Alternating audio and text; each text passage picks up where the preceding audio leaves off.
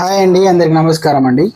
ఆంధ్రప్రదేశ్ రాష్ట్ర వ్యాప్తంగా ప్రభుత్వ ఉద్యోగులు మరియు పెన్షన్దారులు ఎవరైతే ఉన్నారో వారందరికీ కూడా సీఎం చంద్రబాబు నాయుడు నుంచి ఒక ముఖ్యమైన ప్రకటన అయితే రావడం జరిగిందనమాట. దానికి సంబంధించినటువంటి పూర్తి ఇన్ఫర్మేషన్ అనేది ఈ వీడియోలో వెళ్ళి తెలుసుకుందామండి. ముందు వీడియోస్ ప్రతి ఒక్కరు కూడా వీడియో లైక్ చేయండి. చాలా మంది అయితే వీడియోస్ సబ్స్క్రైబ్ అయితే చేసుకోవడం లేదండి.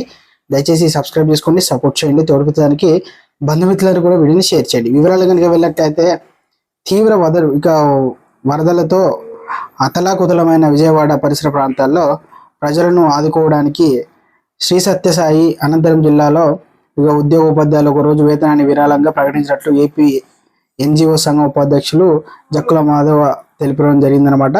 విజయవాడ పరిసర ప్రాంతాల్లో వరద నష్టంపై చలించిన ఉద్యోగ ఉపాధ్యాయ కార్మిక పెన్షనర్ల సంఘం తమ ఒకరోజు జీతాన్ని విరాళంగా ప్రకటించడం జరిగిందనమాట. అయితే ఉమ్మడి అనంతపురం జిల్లాలో దాదాపు 10,000 మంది ఉన్నారని వీరి ఖాతాల నుండి 10 కోట్ల రూపాయలు సీఎం రిలీఫ్ ఫండ్ కు విరాళమిస్తున్నట్టు తెలపడం జరిగిందనమాట. తమ వంతు బాధ్యతగా ఉద్యోగులు వరద బాధితులను చేస్తున్న సహాయంలో చిన్నదైన ప్రజలంతా కలిసి రావాలని వారు కోరడం జరిగిందనమాట. ఈ కార్యక్రమంలో తాలూకా ఏపీ ఎన్జిఓ అధ్యక్షుడు రామ్మోహన్ మరియు లక్ష్మీనారాయణ రామాంజనేయులు వీళ్ళందరూ కూడా పాల్గొనడం జరిగిందనమాట.